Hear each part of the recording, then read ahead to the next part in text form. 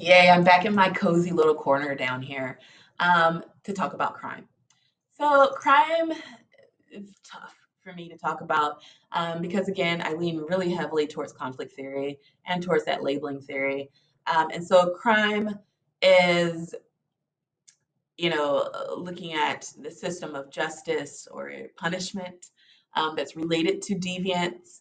And it bothers me because, of course, we know that the determination of what's considered to be deviant or criminal um, isn't just and it isn't fair always.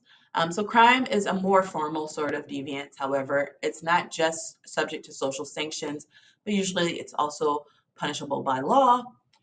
We have different types of crime. We have violent crime, which uses force or threat of force. We have nonviolent crime, which involves destruction of theft or property. We have street crime, which refers to crime committed in public and committed by ordinary people against other people or organizations.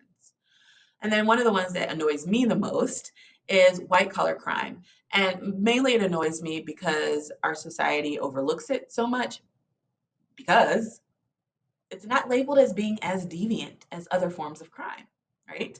We are made to fear one another and to fear violent crime and street crime and things like that, and not white collar crime, which is very costly and which actually can influence these other types of crime as we are put in unlivable situations. But I digress. White collar crime is committed by professionals in their capacity in the professional world against a corporation, agency, or other professional agency. So basically, when we say white collar crime, we're usually thinking about professionals who are still stealing money or who are misusing their positions, right? It actually has a greater financial impact than street crime, believe it or not. And also, it contains a particular type of crime called corporate crime.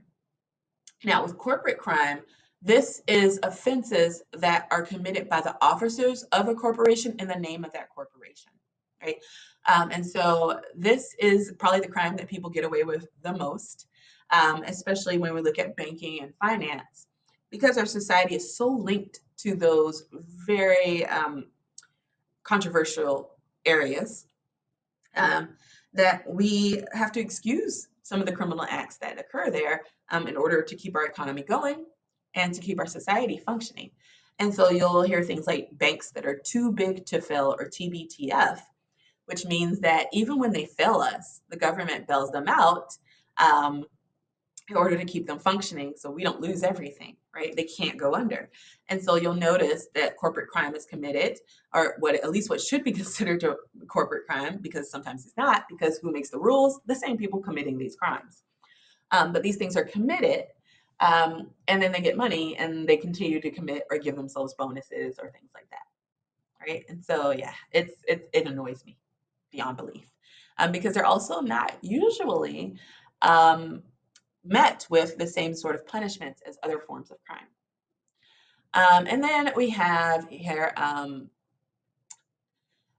hate crimes as well. Hate crimes are based on a person's race, religion, or some other like identification or characteristic.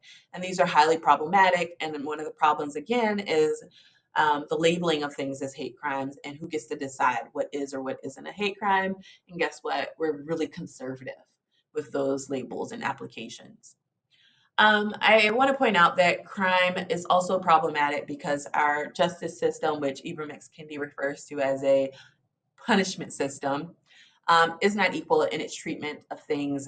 There are um, hate crimes, I guess, committed within our justice system. That's pretty extreme, probably. But there are problems with, like, how we sentence, how we view people based on implicit or explicit bias, and the amount of punishment, if any, that people receive. And so, really, I think that criminal justice really needs a complete revamping because the system that we have right now doesn't seem to be working really well. And that here is the end of our discussion on crime reduction for this course. We will talk about it a lot in the race and ethnic relations course. So if you're interested in that course, I hope to see you there next semester.